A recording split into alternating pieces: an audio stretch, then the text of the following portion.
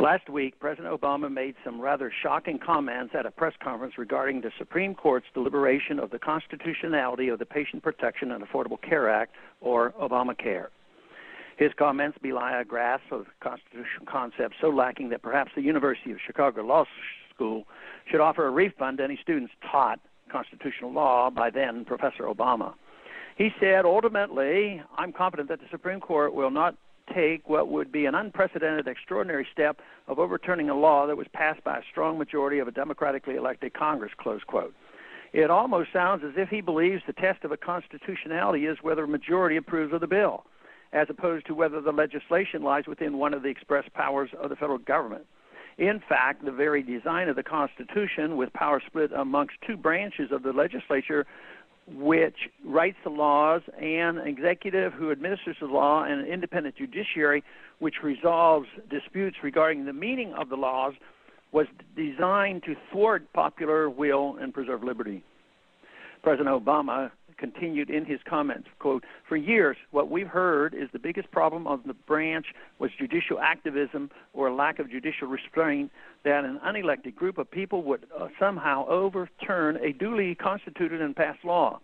Well, there's a good example, and I'm pretty confident that this court will recognize that they should not take this step, close quote.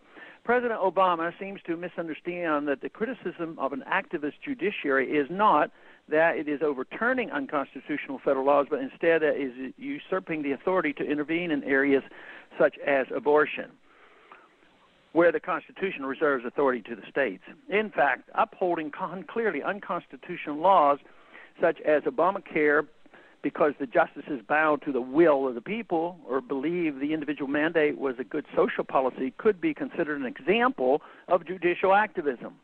The founders never intended the judiciary to have the last word or whether or not a law is constitutional. The judiciary is equal to the Congress and the president, not superior. Representatives, senators, presidents, and judges all have an independent duty to determine a law's constitutionality. The founders would be horrified by the attitude of many lawmakers that they can pass whatever laws they want, and federal judges will then determine whether or not the law is constitutional. Additionally, state governments have the authority to protect their citizens from federal laws that threaten liberty. I hope state legislatures will use their powers to pass legislation allowing their citizens to opt out of the National Health Care Plan.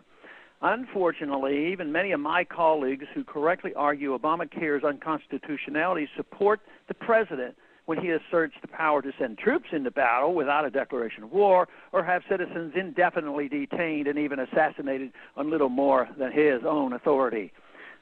Other of my colleagues not only cheer the unconstitutional monstrosity of Obamacare, but support the president's actions to defy the Senate's appointment powers and legislate by executive order. Even worse, some members will only challenge a president's unconstitutional actions if the president is from a different political party. The defeat of Obamacare in the courts would provide a stark reminder that the limits of government are set by the Constitution, not the will of the president, Congress, or even the Supreme Court. However, the victory would be short-lived as long as the legislative branch refuses to do its duty to abide by the constitutional limits and exercises its power to ensure the other two branches do likewise. Thanks for calling this update. A new update is placed at this number, 888-322-1414, every Monday morning. Thanks for calling.